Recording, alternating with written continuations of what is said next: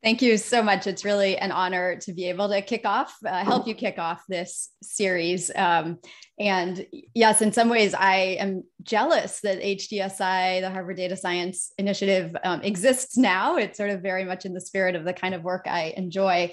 When I spent time over at mostly on the Cambridge side, I was intimately involved in what's now the Institute for Quantitative Social Science, and I think some similar links. But HDSI has been a great initiative, and I am really excited to be a part of it in this way. So I will go ahead and share my screen. I, again, sort of really just honored and thankful to be here.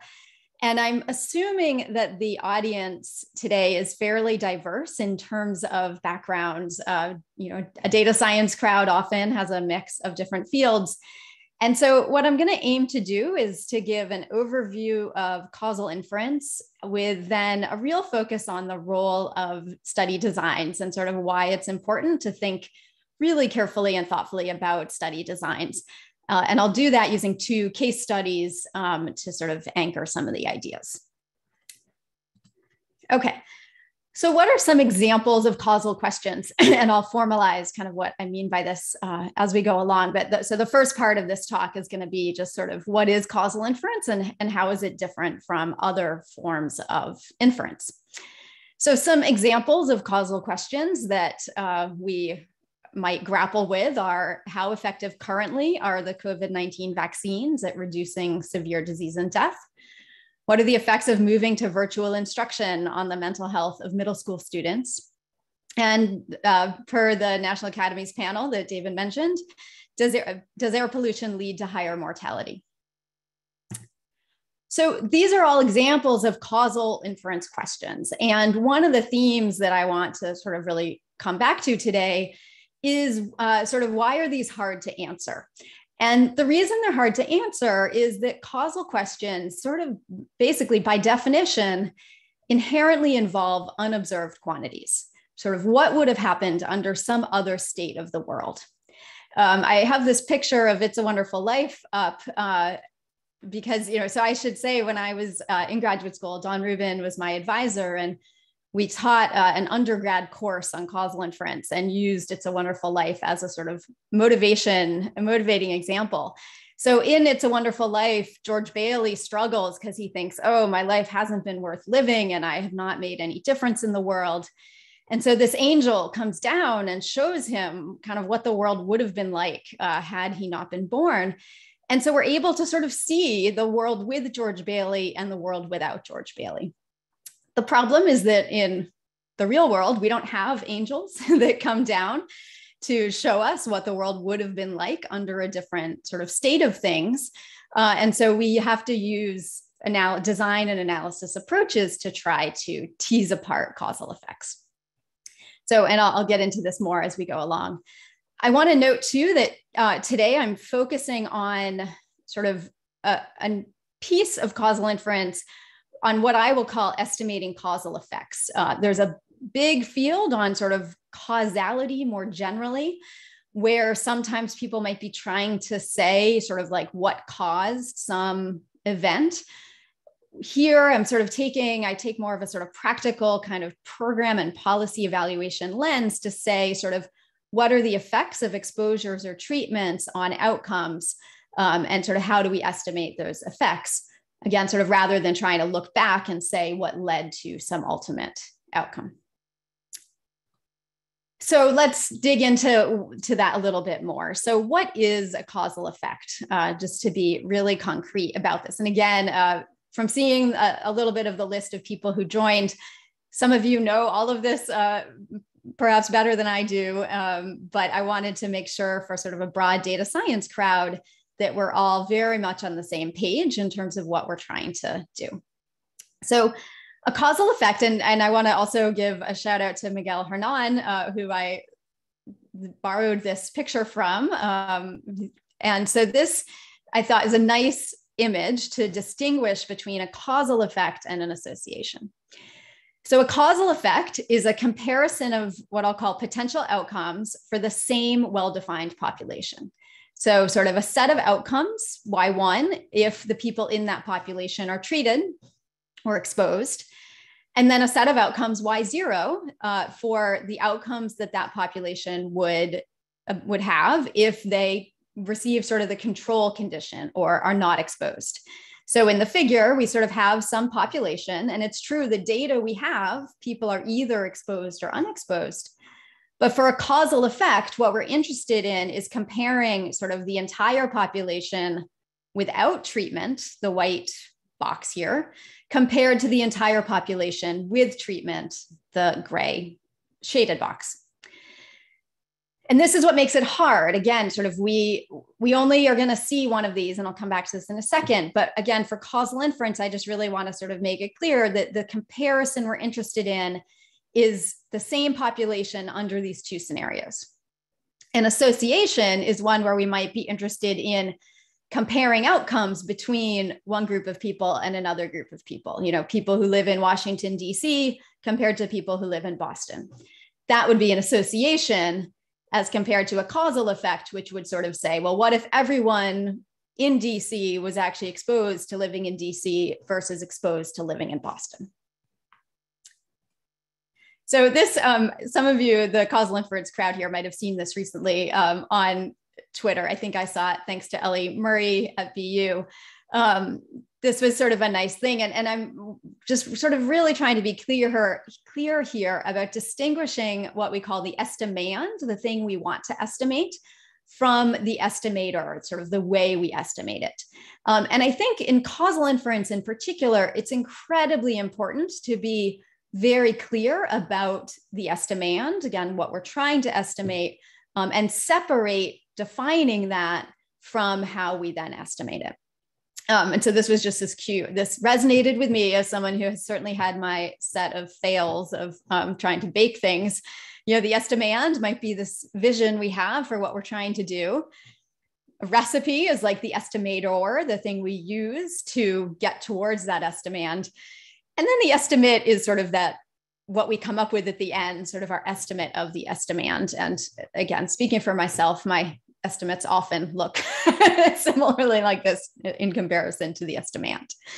But again, I think really important is to distinguish in a causal inference study, first say clearly, what are we trying to estimate here?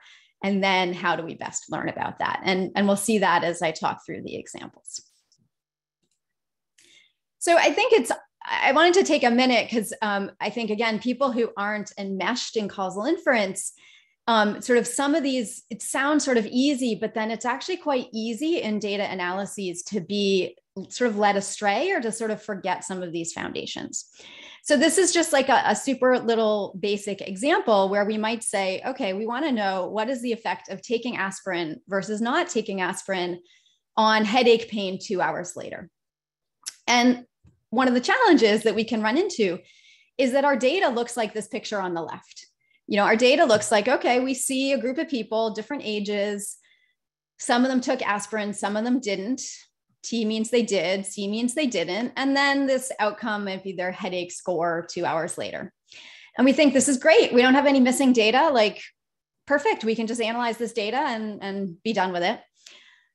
But what we, again, for causal inference need to remember is that what our data really looks like, or really is on the right-hand side, which is that for this first person, they took aspirin and we see their outcome under treatment, 12, and we don't get to see their outcome had they not taken aspirin. For person 2, they didn't take aspirin, so we see their outcome under control. And there's a heck of a lot of question marks here. So we don't get to observe the potential outcomes under the other treatment. Those are called counterfactual. And importantly, we therefore don't observe a causal effect for anyone. So in causal inference, we're trying to estimate something and we never get to directly observe it. And again, I think I wanted to sort of just heighten this because I think it's easy to see data and think about it like on the left-hand side and forget that for causal inference, our sort of reality is actually the right-hand side where we're sort of trying to fill in these missing question marks. And so sort of in basically these question marks, this fact that we never directly observe a causal effect is what distinguishes causal inference from sort of standard statistical inference. We are trying to learn about things that we don't directly observe. Because of that, sort of standard strategies like cross-validation, model checking, model validation mean very different things.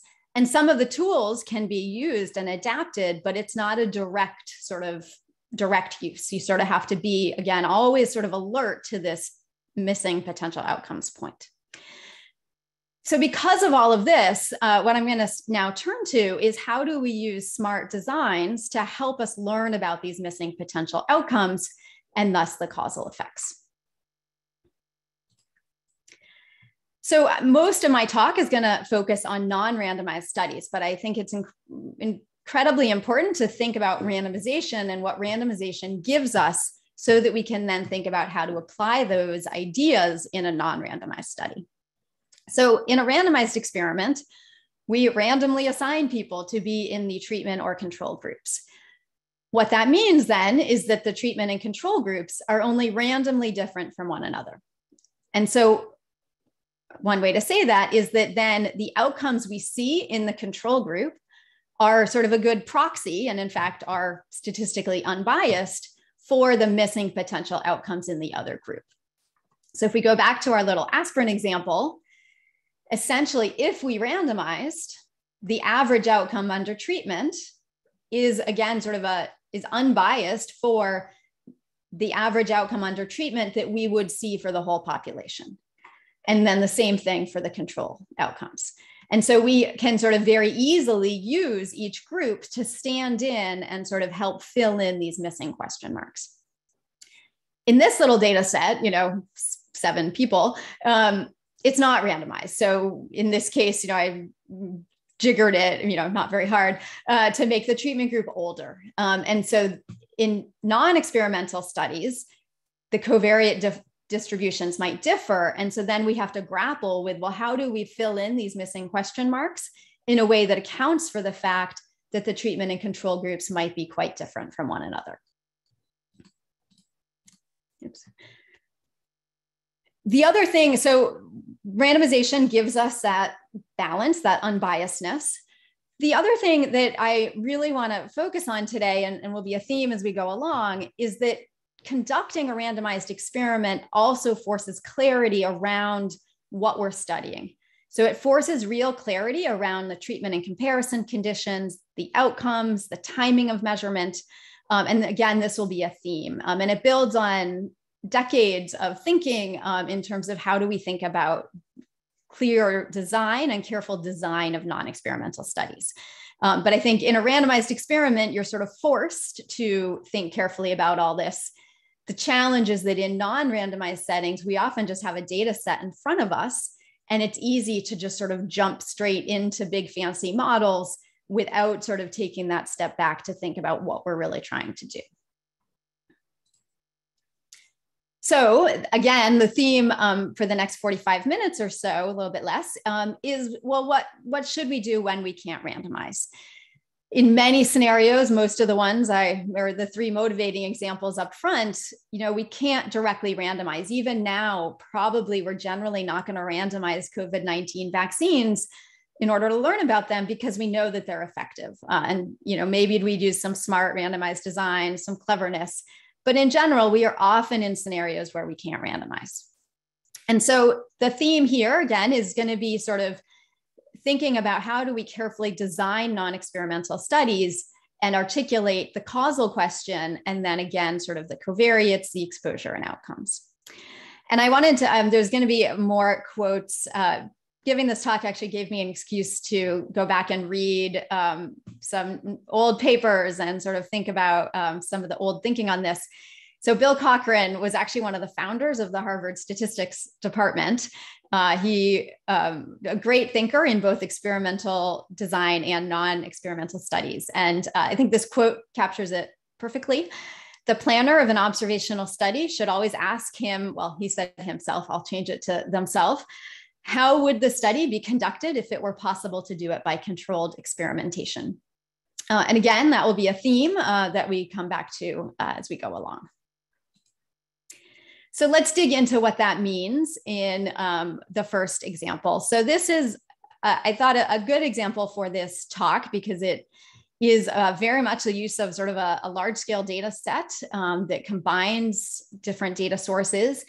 And it's looking at a question that is very hard to answer using a randomized design. So this example was wanting to look at the effects of suicide prevention centers at preventing suicide or death.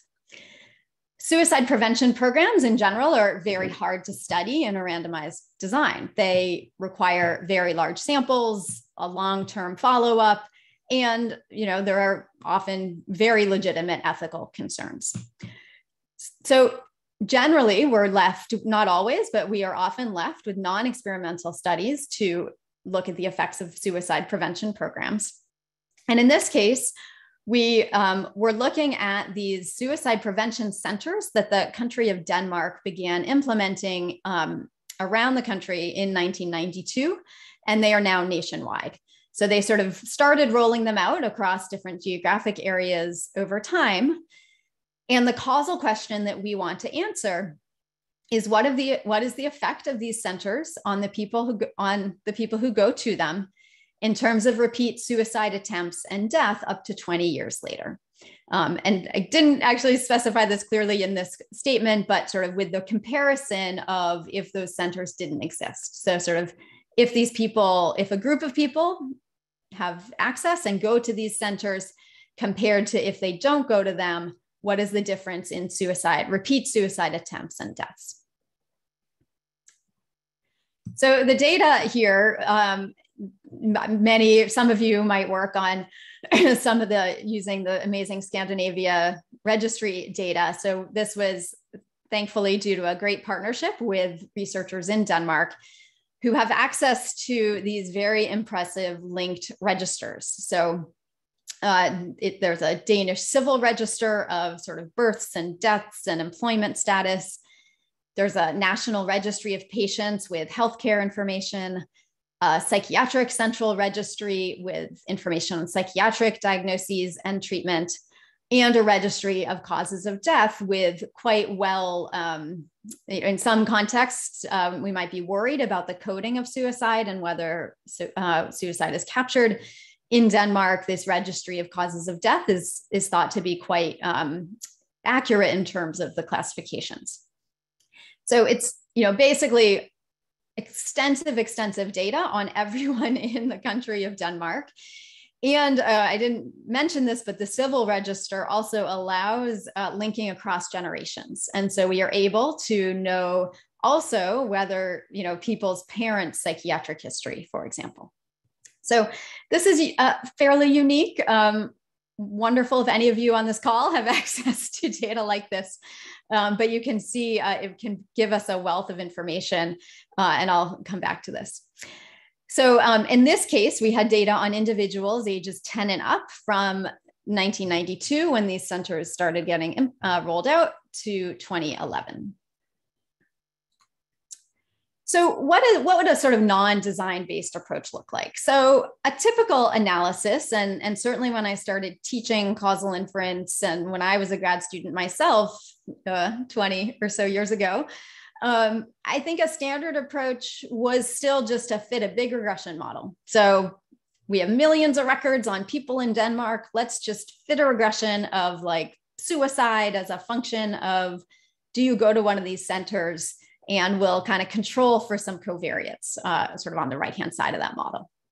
And then the sort of standard thing would be to interpret the coefficient on that treatment variable as the estimated effect. And so it's sort of a very model-based approach. So this isn't great for a variety of reasons. You could take a full causal inference class to really dig into them. But first, it's not a careful comparison. That's going to lump a lot of people into this analysis who are probably not actually useful for the comparison. It doesn't anchor time, so we don't necessarily have great temporal ordering. And it relies on extrapolation if the treatment and control groups are dissimilar from one another. So if the people who go to the centers are quite different from those who don't, we're going to be quite dependent on the specific regression model form that we use. So instead, we'll use a design-based approach, and I'll talk through what that looks like. So to get into the data a little bit more, we have a treatment group, which was about 6,000 people who went to one of the suicide prevention centers after a sort of index suicide attempt. So after 1992, they had a suicide attempt, and then about 6,000 went to one of these centers. We will then use data on a comparison group who, again, the idea is to use this comparison group and sort of help them be sort of a proxy for what would have happened to the treatment group people, but had they not gone to one of the centers. So in this case, it's about 60,000 people who also had an index suicide attempt, but then did not go to one of the suicide prevention centers. And this sort of subsetting to the people with an index suicide attempt is important to sort of make sure that we're at least comparing people with a similar risk for repeat attempt. It might sound sort of obvious in this case to do this, to sort of subset the data. I will say, though, from years of experience of working in non-experimental studies, it's very easy to forget about this stage and to just sort of, oh, we have all of this data, we want to use all this data, and not really think through, well, who is actually sort of relevant, who is in some sense would be eligible to go to one of these clinics. And so sort of subsetting the data, and actually Zhao Meng, lots of references to people around Harvard. He has a nice talk I saw years ago about sort of the value of throwing away data. Sometimes it strikes us as like, oh, I don't want to do that. But in this case, someone who has never had a suicide attempt is probably not going to be a particularly useful data point when trying to look at the effects of these centers. So that's sort of the motivation. So we now have these 6,000 people and the 60,000 comparison group members, and we're going to refine that even more because we're worried that, yes, they all had a suicide attempt, but there's likely still substantial differences between the people who actually go to one of the clinics and those who don't. So in this case, we used what's called 3-to-1 propensity score matching to find 3 comparison group individuals who looked as similar as possible to each treated subject. Today, my goal is not to teach you the nuances of propensity scores. I could do that for a week if you want me to. But in this case, again, sort of think of them as a way to summarize a bunch of covariates into a single number to help us sort of make the groups more similar to one another. And in this case, because of the extensive Danish data, we were able to use a large set of covariates for this, including demographics, previous suicide attempts, the method of the attempt, which is highly predictive of future attempts, family history, and psychiatric disorders. One nice thing about matching is that you can also refine it. And so we also required what's called an exact match on 2 particularly important confounders: any psychiatric disorder and the number of previous attempts. And the idea here was that these are particularly important in terms of predicting future attempts. And so we wanted to make sure that our groups were identical on those characteristics. One nice part of a design-based approach is that instead of just sort of running a regression and trusting that it works, we can actually check and see, well, do we get good covariate balance on these characteristics? The second piece of the design that I haven't mentioned is that, importantly, this is also done without using the outcome data. So we're not going to be sort of able to be accused of sort of picking a particular match in order to get some result that we want. It's funny, years ago, I used to sort of have this, like, if I ever wanted to leave academia and like start a company that like all we would do is the matching, and like pharmaceutical companies could hire us and like we would do the matching without using the outcome, and there'd be sort of a firewall. Turns out someone else had the idea and is doing it out of UNC. But that's the idea, is to sort of separate and sort of have a firewall between the design and then the looking at the outcomes. So what does the data look like before we do this? This table compares the 6,000 people in the sort of therapy clinic group and the 60,000 in the full comparison group. And you can see that there are some differences. So the therapy, those who went to the clinics were less likely to be over age 65, less likely to be male, less likely to have children, more likely to be working, and also more likely to have a psychiatric diagnosis. This standardized mean difference column on the right, I'm not going to get into all the details, but this is a common measure of covariate balance, which is sort of like, it's basically just puts the covariates onto an effect size scale, sort of a standard, the number of standard deviations apart. There's a sort of rule of thumb in the causal inference world that you want these to be less than 0.1 or 0.2. This goes back to some work of Don Rubin's and others in like the 70s and 80s. Showing that if these are bigger than 0.1 or 0.2, that these groups are just so different that we can't really trust a regression to kind of clean up for those differences. So it's sort of showing that these groups are just substantially different from one another. So then what we do is we do this matching. For the 6,000 therapy groups, we find their 18,000 matches. And so I've added this second column here, and I've changed the final column. And you can see that the matching was very successful at finding a subset of the full comparison group that looks more similar to the therapy group. And in fact, these bottom two variables were the ones that we did an exact match on. And so they look identical to one another on those characteristics. So now that we've sort of, oh wait, and actually one more figure.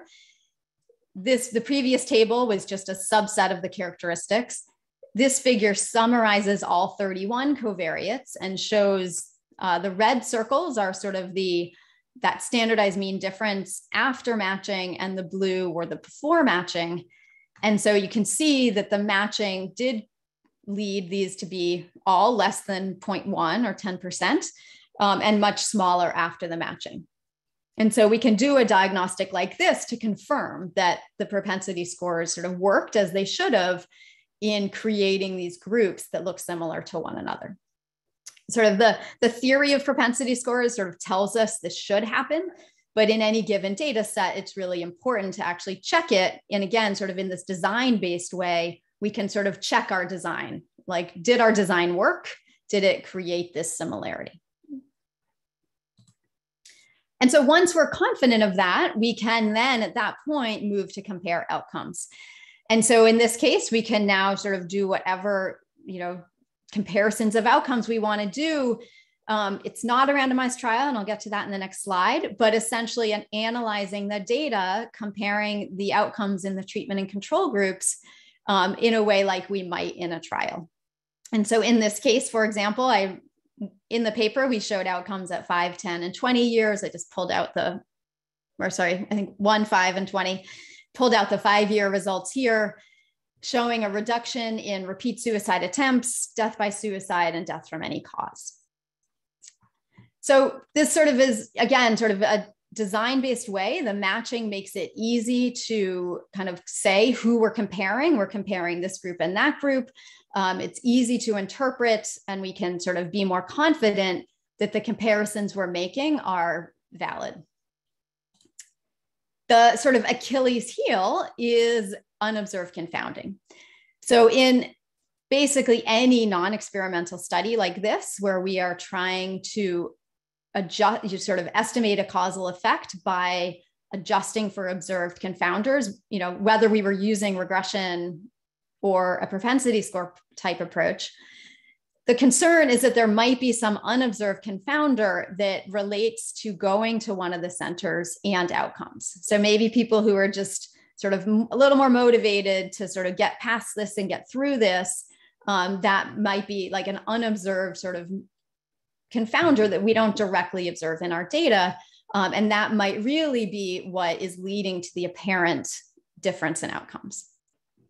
So what is common in this sort of approach then is essentially to do a sensitivity analysis. The motivation for this goes back to some of the old, actually Bill Cochran was involved, old original studies of smoking and lung cancer. And sort of there's often in these non-experimental studies, people would say, oh, well, I don't trust your results because I think there's some unobserved genetic factor that is really leading to the association. What these sensitivity analyses do is basically help turn sort of a general qualitative worry into a more quantitative, concrete statement. So we can have a sentence like in the bullet here that sort of for one of our weaker effect estimates, repeat self-harm attempts after 20 years, a sort of hypothetical binary unobserved confounder with prevalence 0.5 would have to have about a twofold association with participation in the program and a twofold association with the outcome in order to explain away the results. And this is sort of on top of us creating this covariate balance on those 31 characteristics. So after we've made the groups very, very similar on parents' history and psychiatric disorders and all of these other things, there would have to be this sort of twofold relationship with an unobserved confounder. And so then substantive experts, not me, but people who are true substantive experts in suicide can, think about this and sort of understand it and then talk through its likelihood or not. So again, it sort of helps turn a sort of just general, oh, I don't trust your results because you don't observe X, Y, or Z into a more quantitative statement that can then be sort of grappled with. And one, I'll come back to this at the very end, but I also just want to flag that I think this sort of sensitivity analysis is also really important because it acknowledges the assumption underlying our analysis and sort of makes us be upfront about that assumption and then sort of the implications of it. Any non-experimental study is going to have some untestable assumption. And so I think we as researchers need to be upfront about what those assumptions are and then help think through sort of how the implications of those assumptions for our results. So in terms of lessons from this example, I think first for sort of especially a data science kind of crowd, it is possible to use large scale data to estimate causal effects in non-experimental studies. Having extensive covariates measured is crucial, perhaps not just helpful. And that we can use design elements such as strategic selection of comparison subjects and approaches to help equate the treatment and comparison subjects on observed characteristics. But then again, it's important to fully acknowledge the potential for unobserved confounding. And again, I'll come back to that at the very end. All right, hopefully making sense so far. And I'm going to totally pivot now to a different context, but wanted to, again, sort of convey some of the themes of design, but for a very different kind of policy question. So I think I'm in good shape time-wise. So we'll dig into this one. So this is, I guess I also couldn't give a talk without talking more about COVID. So we're going to come to a COVID example. And this is work with, sorry, there's a lot of Harvard connections, I'm realizing. Eli Ben Michael, who was a postdoc at Berkeley, a PhD student at Berkeley, and now is a postdoc at Harvard, and Avi Feller, who is at Berkeley. So this, again, sort of pivoting now, the previous example was a sort of individual level treatment of kind of wanting to know what are the effects of these suicide prevention centers on individuals. Now we're pivoting to questions of more policy evaluation. So we are often interested in understanding the effects of either state or local policies. I do a lot of work on opioid policy evaluations.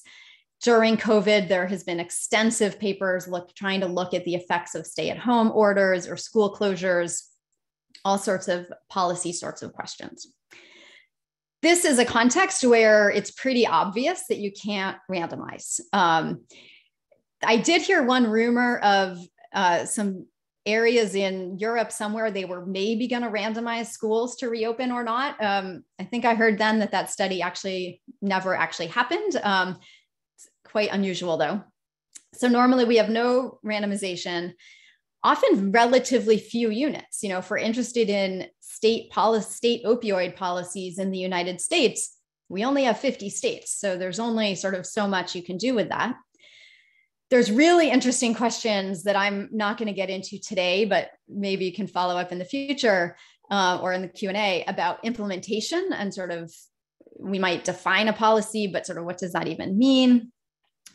And then especially during COVID, there's a lot going on. So sort of trying to tease apart the effects of one policy change from others can also be incredibly complicated. I am not going to solve all of these problems in the next 15 minutes. So this slide just sort of indicates that, so I sort of was alluding, policy evaluation is really hard, but people are doing it a ton. Noah Haber led a literature review. This search is like 6 months old at this point, probably, but he did a search for like policies, countries, and coronavirus. And there were 2,000 papers that came up. Lots of interest in events. I'm from New Hampshire, which has the second largest motorcycle rally in the United States. And so I was interested in all the stuff about the Sturgis rally and sort of spread of cases due to Sturgis rally.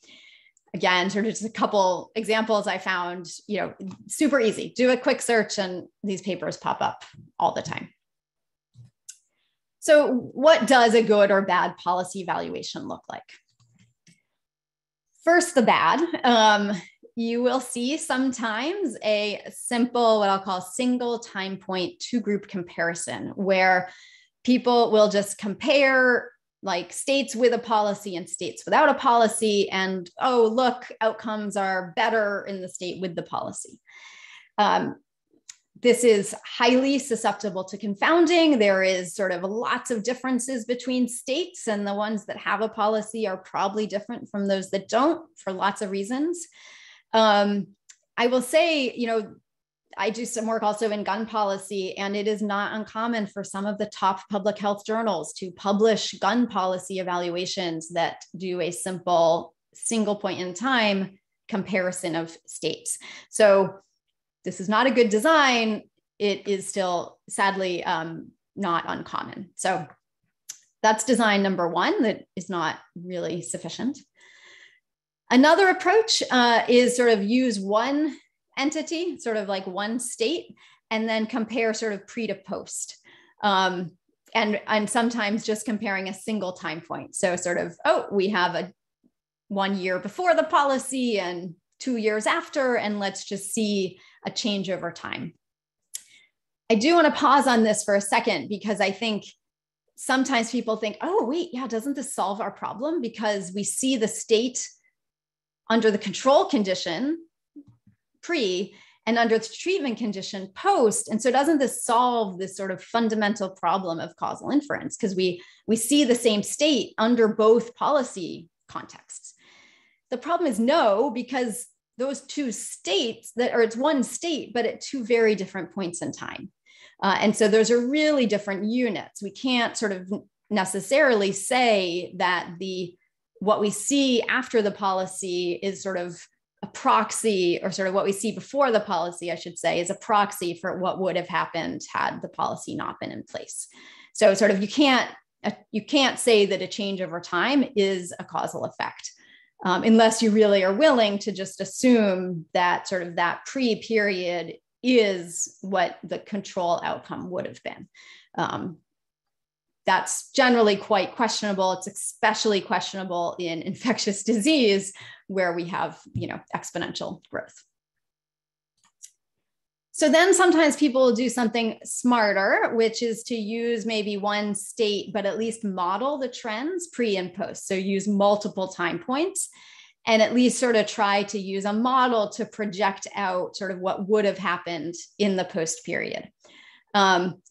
This is better than a simple pre-post, but it relies on this assumption that the model fit in the pre-period is a reasonable proxy for what would have happened into the post period. So then the sort of best approach is I think about it as sort of taking advantage of variation across time and space. So use a comparison or non-intervention group where we have longitudinal data, and use the policy or intervention group with longitudinal data, And we can then sort of use the comparison group to account for the sort of underlying time trends.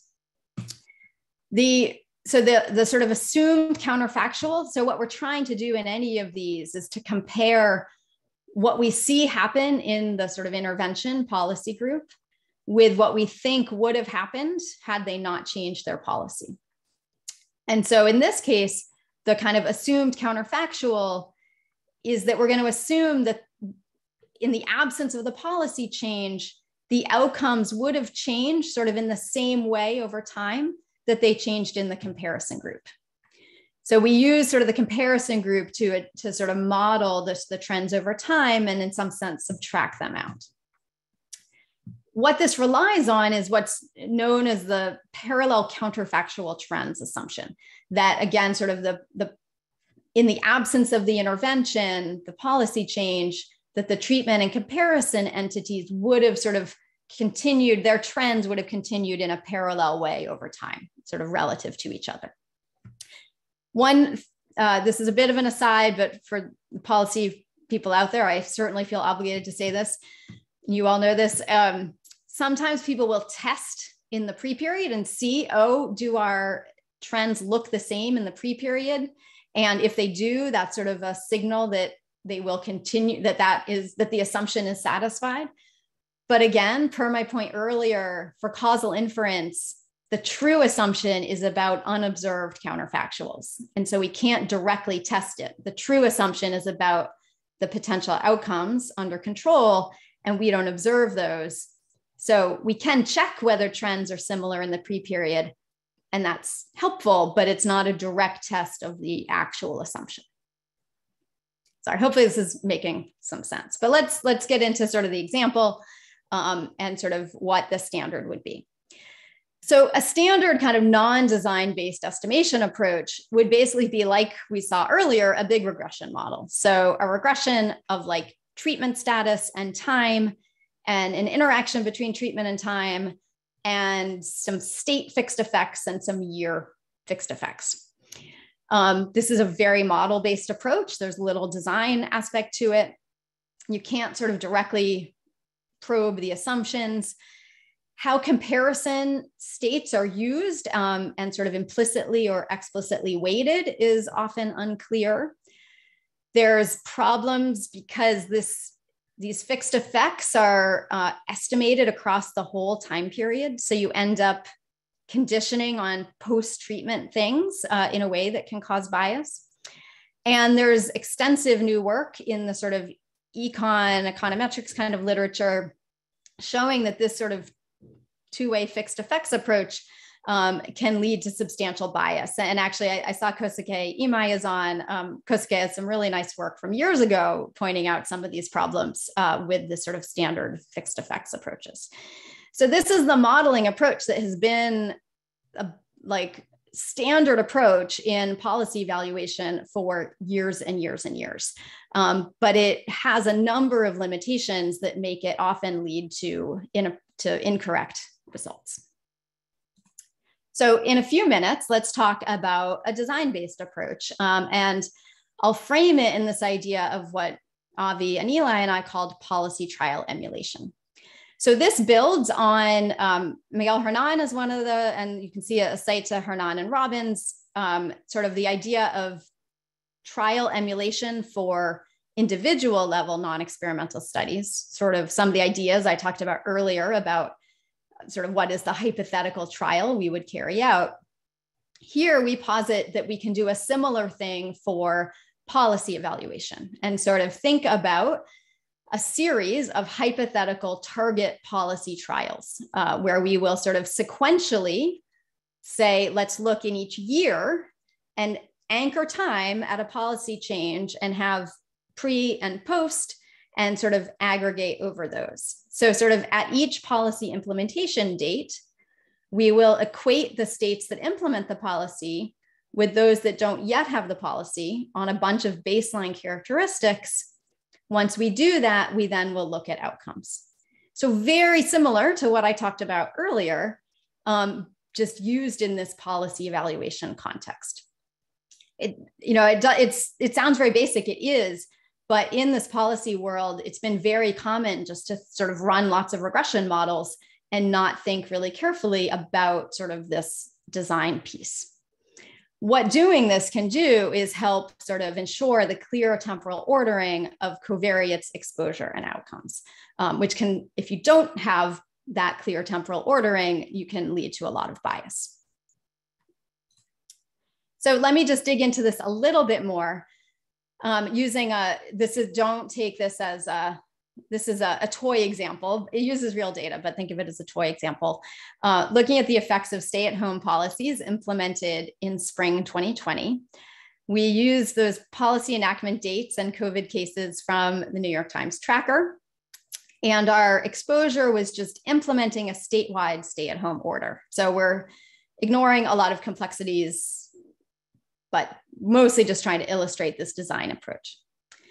So our estimand of interest, the causal question of interest, is that we want to compare outcomes, COVID cases, with and without the policy at a particular time point, averaged across time and across the states that implemented the policy. So sort of the average effect on COVID cases averaged across time and states.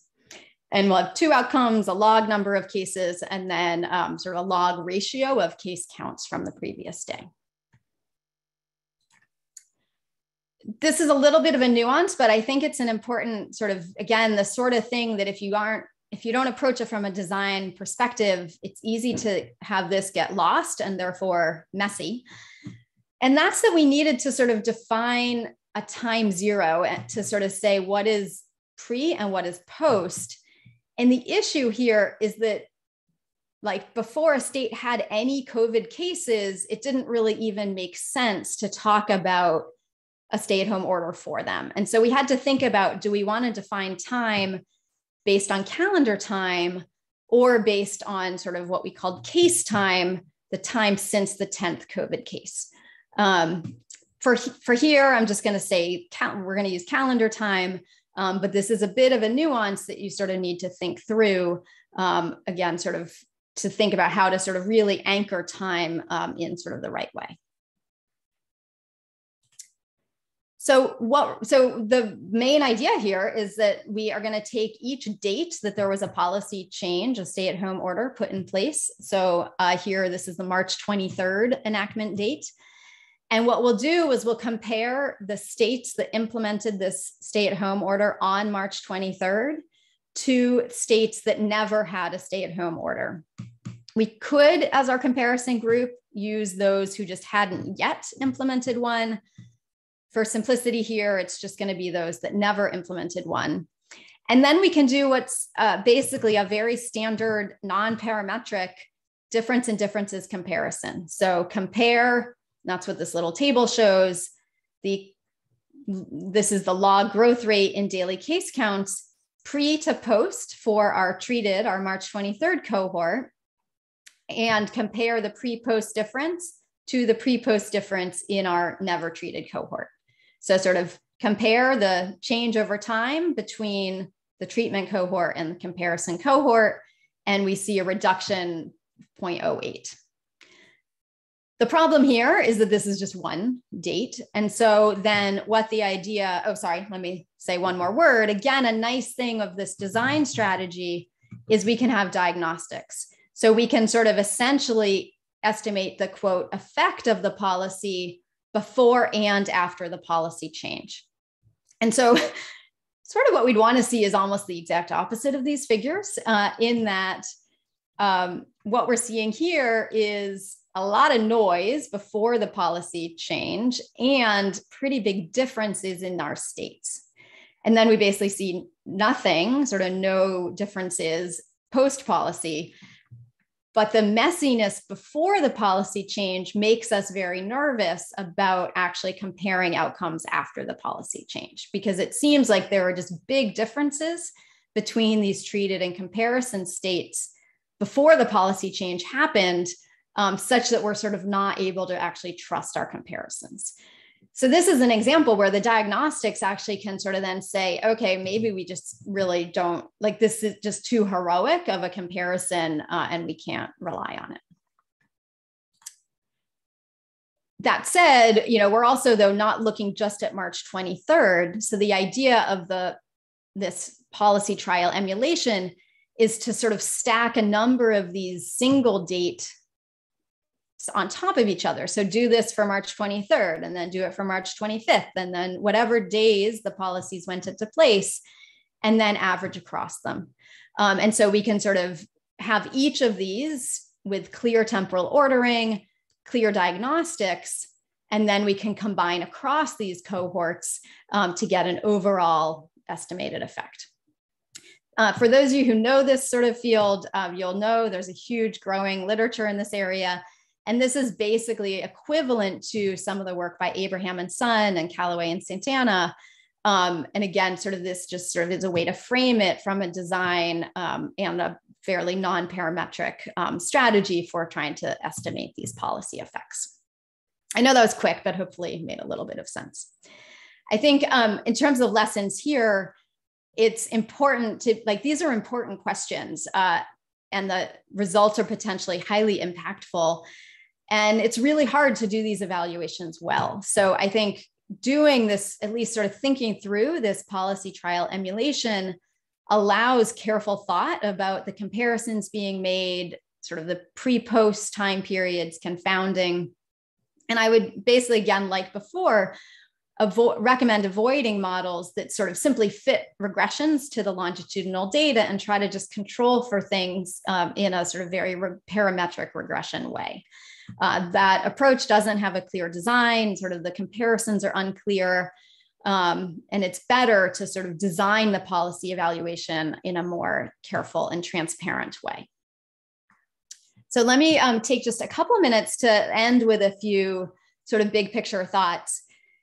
I think, one point in sort of for the HDSI kind of anniversary, thinking about what is the role of data science. And I think one is, of course, sort of just new strategies for harnessing large scale data and for combining data sources. I think there's a lot we can learn if we better combine and sort of integrate data sources. And this is especially true in non-experimental studies, where this might help us get good measures of confounding factors and other variables and being able to satisfy some of these key assumptions. And then the other sort of thing I would flag is so much of this work is better when it's not done in silos, that we need to bring together substantive experts and informatics experts and modeling and statistical design experts. And I think sort of entities like HDSI that bring people together can play such an important role in helping make all of these studies better. And so then what are some lessons for data science? So again, if you only remember one thing, it's that I would want you to remember that causal inference inherently involves trying to learn about things that we don't directly observe. And so some of our standard intuition about how to check models and things doesn't quite directly work. I would encourage you to think carefully about time and ensure temporal ordering. And I am channeling Miguel Hernan a little right now, who has argued that inappropriately accounting for sort of time can cause just as much bias as confounding can. And so sort of just really need to be careful about not inadvertently conditioning on post-treatment factors. One thing that Don Rubin always sort of taught me in grad school was to have the little hostile critic on your shoulder and sort of probe kind of what you're doing, of sort of from the person who will say like, well, I don't trust this, or why did you do that? And sort of think about ways to be transparent and sort of thoughtful about the choices you make. But again, back to the first bullet, non-experimental studies will always involve some untestable assumptions. And so just keep that in mind when trying to justify studies. And also, if someone claims that they can test one of these assumptions, generally that means that there's another assumption embedded in the test. Again, just keep in mind that we have these potential outcomes that we don't directly observe. And so we have to be sort of always kind of alert to that and sort of think through, well, what are the assumptions that I'm making in order to sort of learn about those inherently unobservable things? So I have one final slide. before acknowledgements. So again, as I said, I had a lot of fun actually I shouldn't admit this, but a lot of fun over the weekend reading some like Cochrane's old paper and some really nice quotes. So I just wanted to end. So Cochrane's 1972 paper, he says, observational studies are an interesting and challenging field, which demands a good deal of humility since we can claim only to be groping toward the truth. And this is sort of a theme I've been thinking about a lot myself lately, is that no one, and almost never is any single study definitive. You know, even the COVID vaccines, those initial trials showed the effectiveness, but they showed the effectiveness at a particular point in time among that trial population. And we continue to build evidence about the effectiveness of those vaccines in new populations and with new variants. And science is about building this sort of body of evidence. So I think I liked this phrase about humility and not taking any single study as sort of fully definitive. Sort of related, I don't think I could give a talk on this topic without quoting Paul Rosenbaum. He has this nice commentary on the Cochrane paper where he uses the analogy of a crossword puzzle. And I won't read the quote, but sort of the idea that in a crossword puzzle, we fill pieces in and then we get sort of confirmation that some of our guesses were right because it works out with other clues. And you're sort of building these pieces of evidence together in a way that then in the end, you've sort of created and you realize, okay, this is a compelling story and sort of it all fits. And then finally, Steve Feinberg had another commentary on Cochrane's paper that I just had to pull out for this crowd. It said, if only the proponents of big data for causal purposes would take the time to read Cochrane's 1972 paper with care. So I've tried to summarize some of my takeaway of Cochrane's paper here. I think it's sort of consistent with what I've been sort of talking about today, and I just had to include that quote because I thought it summarized things well. So just some quick acknowledgements to a whole number of students and co-authors and funding from the Bloomberg American Health Initiative and NIH. And then I have just a few papers up here for more information, and I'm happy to share the slides and also looking forward to the Q&A as we move to that. So thank you very much.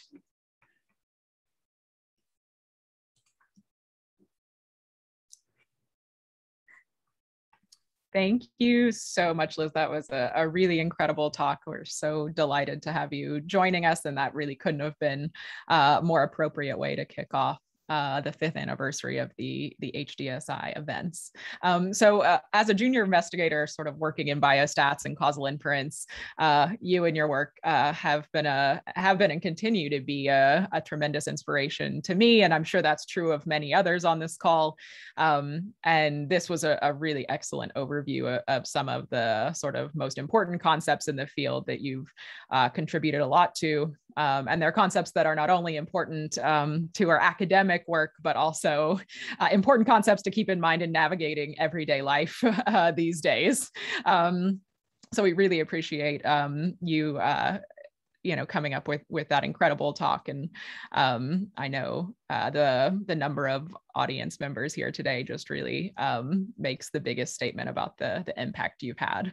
So thank you again. We have a lot of questions, and I'm going to try to kind of sort through. I was thinking maybe we could start with a few of the more technical questions and end with a few of the more high level questions. So quite a few folks in the chat were asking questions about things relating to covariate balance, unobserved confounding, and sensitivity analyses, which as you know are really popular topics these days. So I was thinking I might start with first a question about covariate balance.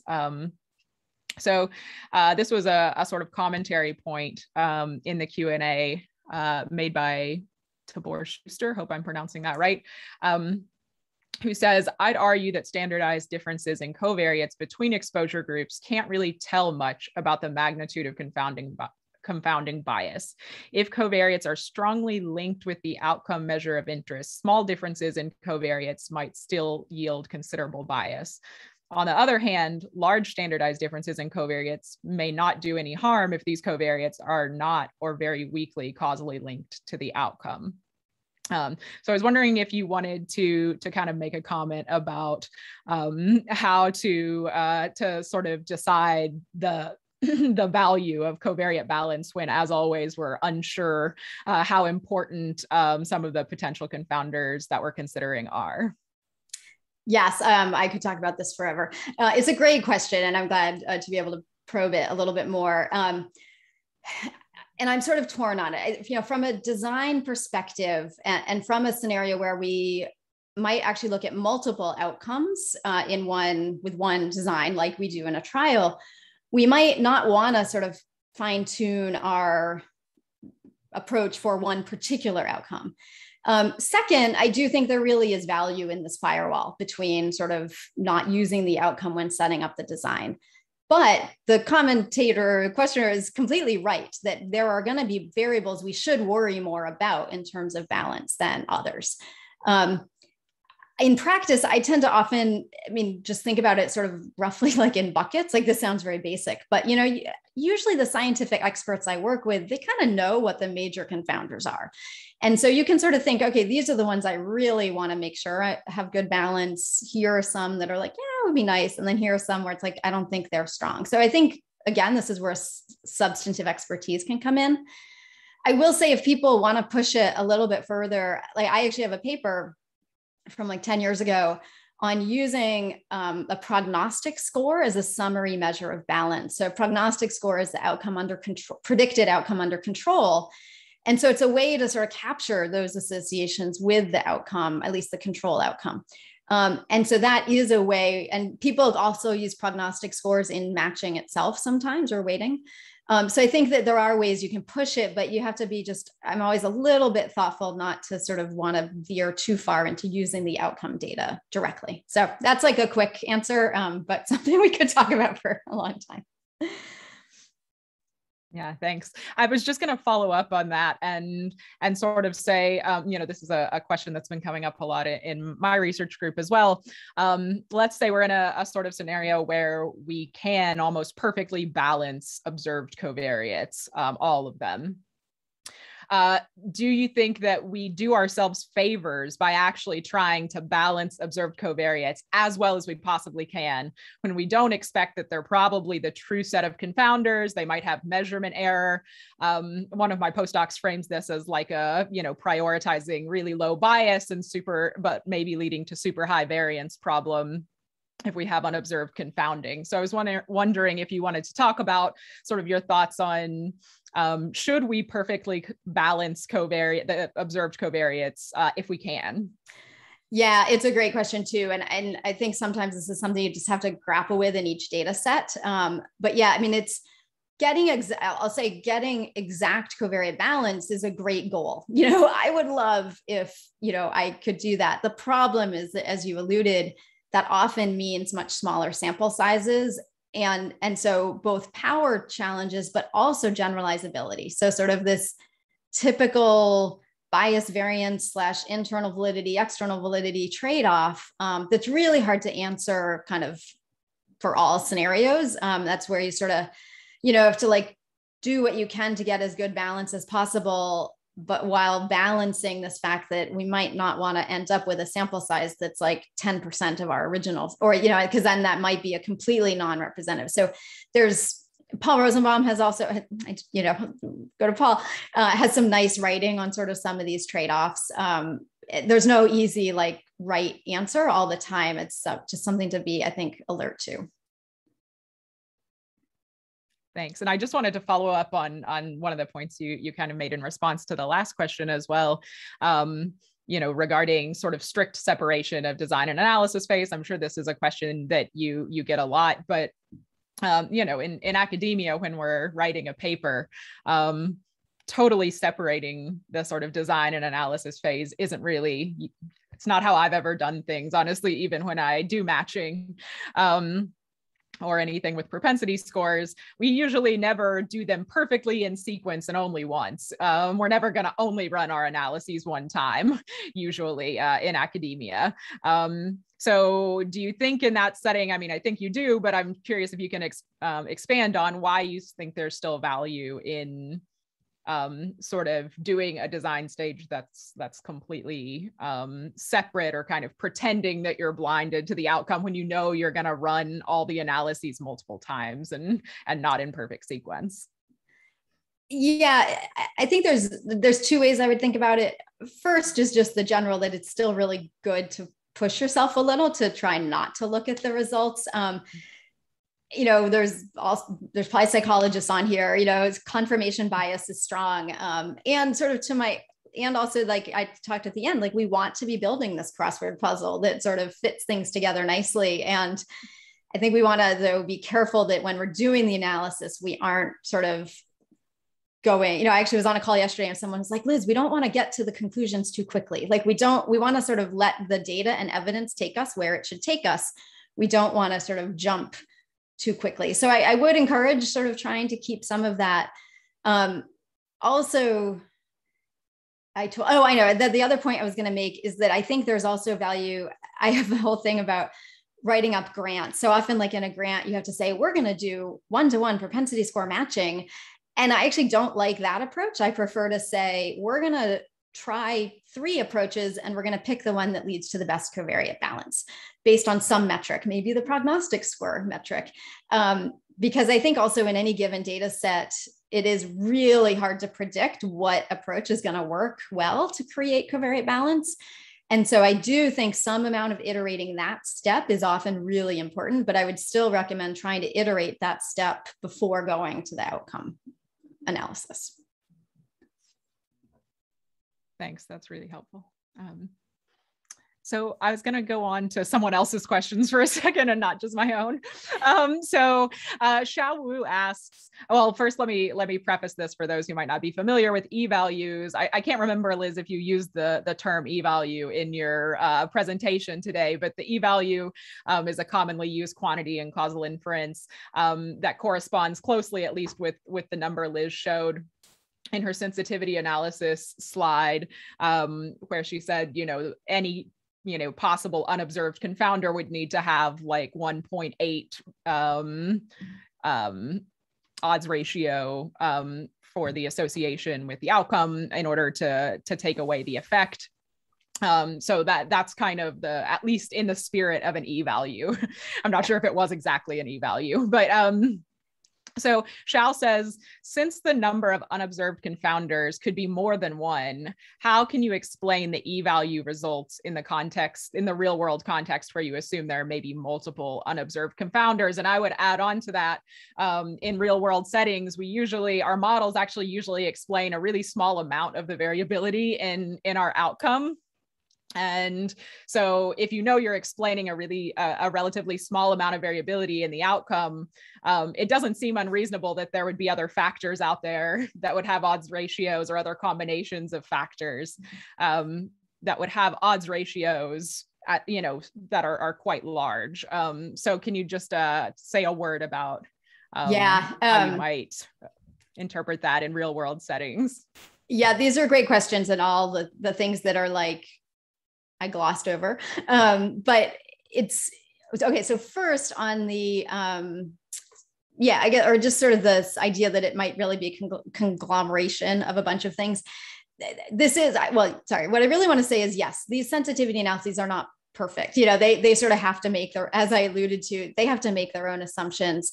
And in particular, they have to make some simplifying assumptions, because one of the problems is that if you think, okay, well, I really think there's like 6 unobserved things, then you have to make assumptions about how those 6 things relate to each other, and then how the 6 relate to treatment, and how the 6 relate to outcome.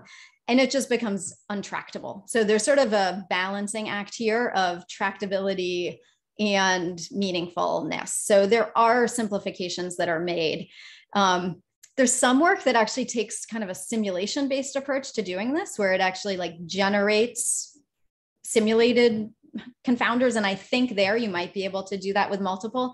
But again, I would just caution that you then have to put more structure. So there's sort of a balance of kind of the structure you need to place on it versus the generality. So it's a tension. I in general with these, the thing I showed was not officially an e-value, because the e-value assumes that the two parameters I talked about are equal, whereas we had two different ones, like minor nuance. I would say that like there's a lot more work that could be done in this area in general to try to balance this sort of tractability, but also meaningfulness. And I always view these as more, what's the right word? Sort of not like, I don't worry if the value is 1.8 versus 1.9. Like it's more of just an order of magnitude kind of thing. Like I wouldn't overinterpret the very specific numbers. So I think that's the other piece. Is sort of, we're just trying to get a general sense for how robust the findings are. Thanks. That's really great practical advice. I know it's hard to give answers to these things because every situation is different, but thanks. That's really good general advice.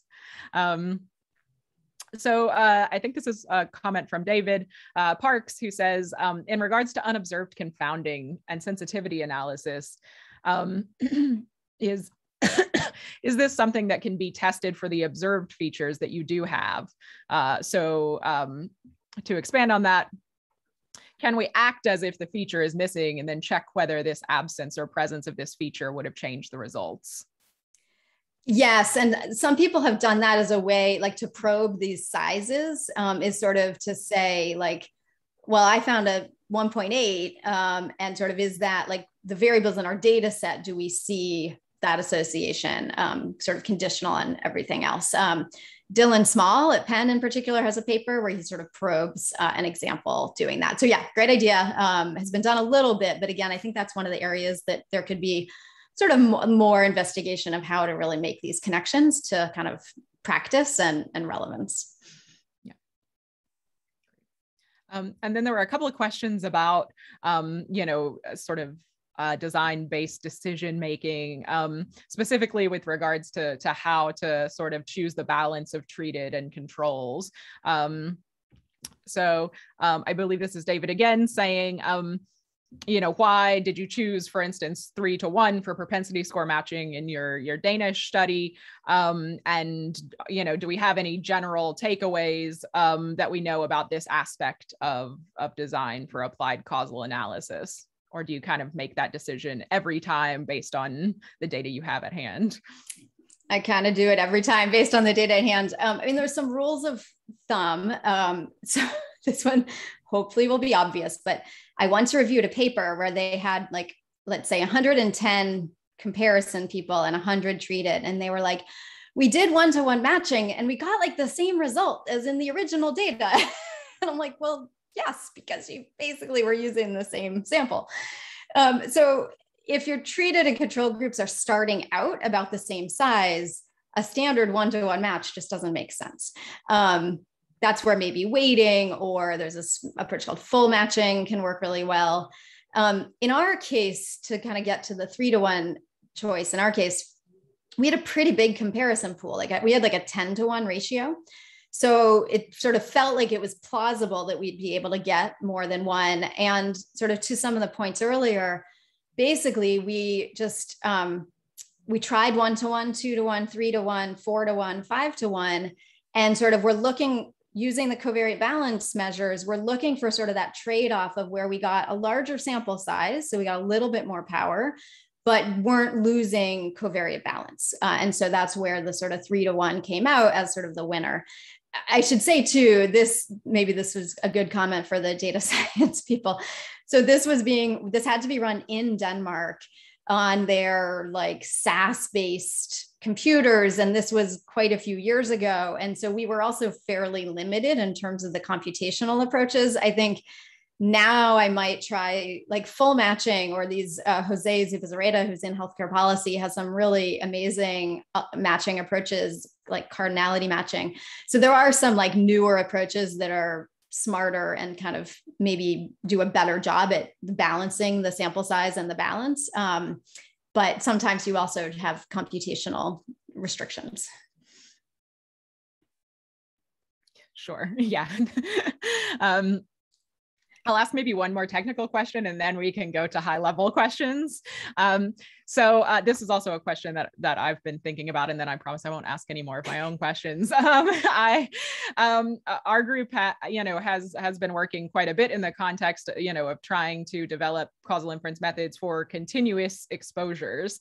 And so the theory, the potential outcome concepts in the theory extend fairly straightforwardly to the continuous exposure setting, but there are an enormous amount of practical challenges. You start out basically where you have an infinite number of missing potential outcomes to worry about.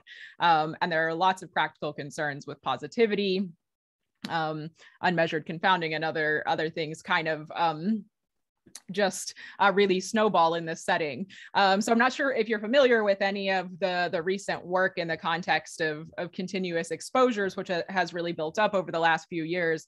But I'm wondering if you think it's responsible for us to be claiming that we can do causal inference in this setting with so many practical challenges. I love this question so much. It's funny because I don't know if Kosuke is still on, but he and David Van Dyke wrote their paper on the generalized propensity score, like while I was in grad school with Kosuke. And right, the theory works beautifully. Like there's this beautiful generalized propensity score and the theory all works. But like whoever asked the question, this is whenever I've tried to use it in practice, I just get flummoxed. I'm like, well, I can't figure out sort of how to make it work. And I think what I would go back to are the sort of first principles of the estimand, because it's often not even clear to me with a continuous exposure, really what are the estimands that we're trying to estimate. And then I think if we really are trying to do like a dose response, kind of like continuous, like what is the effect of every possible dose compared to every other possible dose, we do have to be really upfront that like that's really hard, and that we're probably going to have to build in some sort of model, some structure, some modeling assumption, some assumptions to sort of help us make progress toward that goal. So I think I would first focus on like what is the causal estimand, because it's often not clear to me what that is. And then sort of tackle it with, again, the appropriate humility, like Cochrane recommends. Yeah, certainly. Yeah, great answer. So I think Kosuke is still here and he asked a question. So since you just mentioned him, maybe I'll go to his question. So he asks, what do you think we need to do in order to get people out of their silos and make data science truly interdisciplinary? Yeah, that's a good question. I mean, I do think, I'll just talk up HDSI, but I do think sort of venues like this, whether it's seminars or journals that sort of get people thinking across, are helpful. Over the summer, I participated in sort of a working group that was trying to tackle COVID and bring together like epidemiologists and economists and sort of get people grappling with modeling with respect to the pandemic and sort of how do we think about trade-offs. And we spent like 6 hours together, and it was so useful to sort of just really articulate, like we were coming at it, like you realized after 4 hours of talking that partly it was just these very ingrained differences. Like, for example, the epidemiologists tend to be thinking on a much shorter time scale and the economists were thinking about a longer time scale. And so then that has implications for the models and just sort of figuring out venues to bring people together. And the other thing I'll say is, I straddle sort of education, well, statistics, clearly, education research, public health. I will give kudos, at least I've done a lot of grant reviewing for the National Institute of Mental Health. And you cannot get a grant funded at NIMH if you don't have sort of all the different pieces of expertise represented on the project team. So you need to have even on my statistical methods grants, I have clinicians, I have a new grant on EHR. So we have sort of a bioinformatician. The grants, so I think there's a role for sort of when you have formal funding mechanisms, making sure that the review of the grants kind of helps build and say, okay, wait, you really need to bring in these different people. And so sort of setting up those systems to help ensure that those are sort of some of the ideas I would have. Thanks. This is another question from David. He says, what more can we be doing or should we be doing to make journals and reviewers and perhaps also journalists aware of the dangers of invalid causal inference from observational data? It's a tough one. Such a good question. I would love ideas. I would love to brainstorm that with people. I think, I don't know. I mean, one thing, the pandemic has been sort of gratifying for me because like I had a couple of media interviews, like when the Sturgis study came out saying, 250,000 deaths associated with Sturgis. A few of the journalists really wanted to dig into like, what is this and how do you do this? And I was able to help talk to them about, well, this is really hard. And, this is what I'm thinking, what I would look for. So I think being open, just sort of when a journalist calls, being open to talk to them sort of one-on-one and help develop sort of, help you learn from them and them learn from you. I would love if there could be like little short courses, or, I've thought about this for like Capitol Hill, like, kind of causal inference 101 for congressional staffers. These are grand plans, but I think just, figuring out what are the venues to help convey. And I think I guess maybe I'll use this as a bit of a soapbox.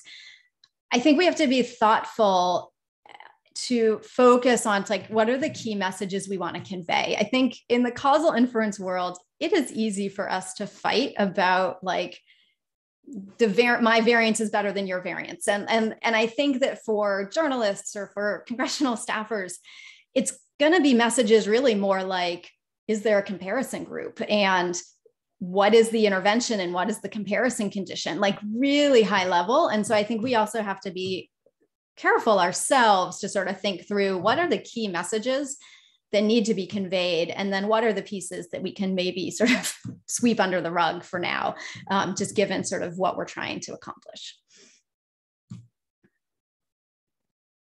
Yeah, completely agree. It was, we were also, doing quite a bit of communication with journalists in the media, and even policymakers during COVID, and it's definitely a unique challenge where you're not sure, should I call this an effect? Technically, it's an association. It's a very fine line to figure out how to walk. You don't want to misrepresent things, but you also need to make them more digestible. So really challenging, and something definitely worth our field dedicating more time to after all we've learned from COVID. So this may be the last question. We may have time for one more, but it kind of builds on the last one. So do you think it's appropriate to say that your study is doing causal inference if you have no intention of stating your results in a causal way? Or do you think, I'll kind of flip that and say, do you think it's responsible if you're doing what you're calling a causal inference analysis and you state your assumptions very clearly? Do you think, for folks like, in the media and in policy, is it okay for us to say that this is an effect when folks in different fields might not fully grasp all the assumptions, they're not going to read the full paper? Can we call this, what we're getting from our causal inference analysis, an effect of X on Y? Yeah, that's an easy question. It's another really great one. So first, I would actually reference Noah Haber out at Stanford led a literature review recently on sort of causal language, and highlighted that we are often not great at, like, people frequently don't use the term causal in their sort of results, let's say, but then the discussion still gives recommendations as if it was causal. And so I think it's not just about, do we call it causal or not, but also do the recommendations and sort of action steps we might give what do they imply about whether we think it's causal or not?